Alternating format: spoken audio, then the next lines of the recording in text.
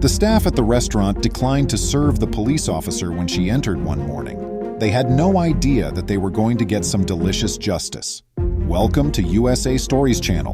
Do not forget to subscribe and activate the bell button to receive all new updates.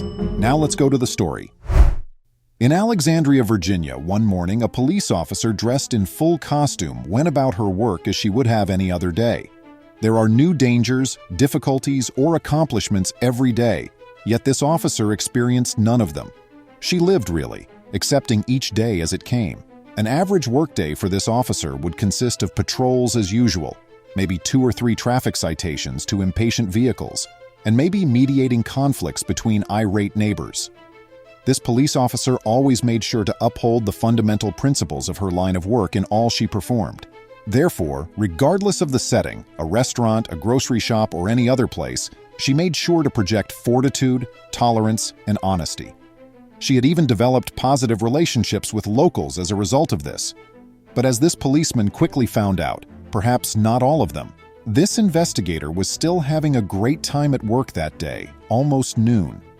She had no idea that her day would soon take a turn for the worst and that she would soon find herself in a precarious situation that would eventually make headlines.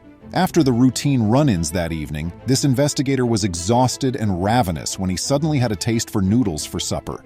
She convinced herself she could devour a whole bowl of noodles at that very moment since she was so hungry. So she got in her car and headed to Duke Street, where the Neighborhood Noodles and Company restaurant was located.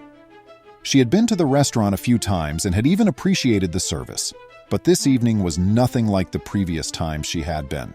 She was relieved that there wasn't a large line when she arrived, but waiting for her turn required every bit of patience.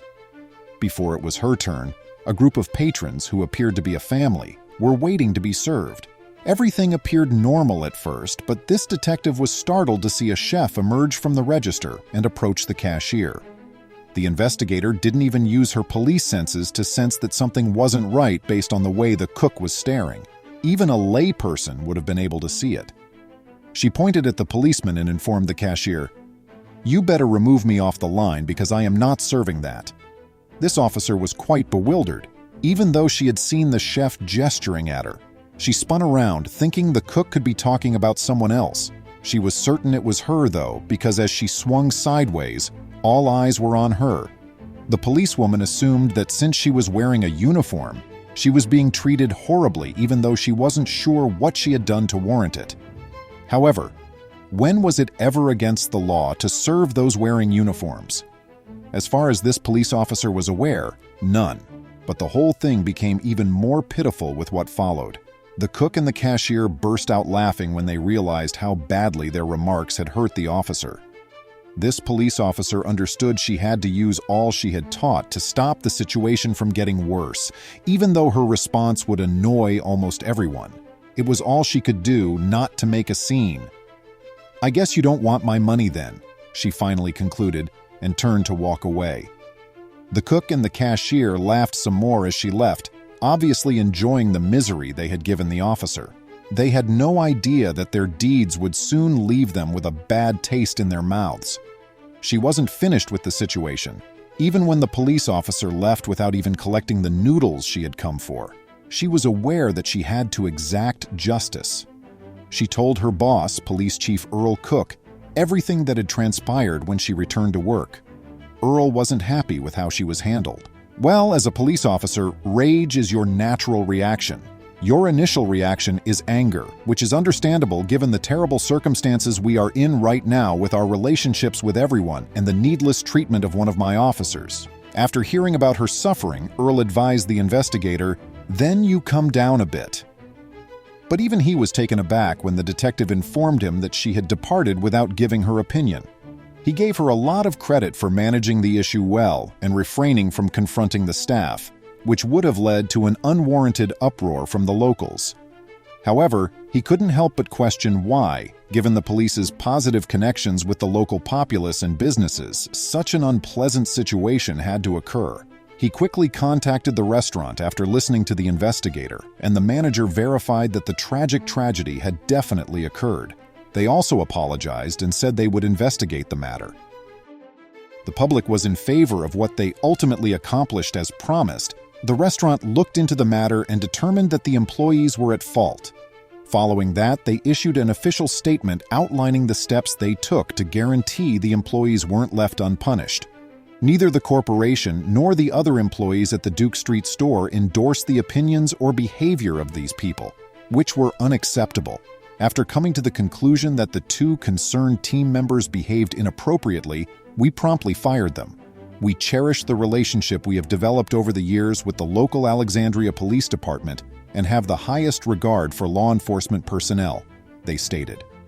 The public and media began to pay close attention to the news very quickly. Nearly all of them had something to say. Some residents, however, viewed it as an ideal chance to attack the eatery in order to exact revenge on them for employing subpar employees. Apart from the police's prompt intervention, nobody knows how things may have ended. They told the public via all of their social media platforms that they would not support any property destruction. This tactic was effective, and the enraged mob decided to give up. Alexandria Police Union spokesman Pete Feltham said that the restaurant shouldn't be held accountable for the deeds of a select few.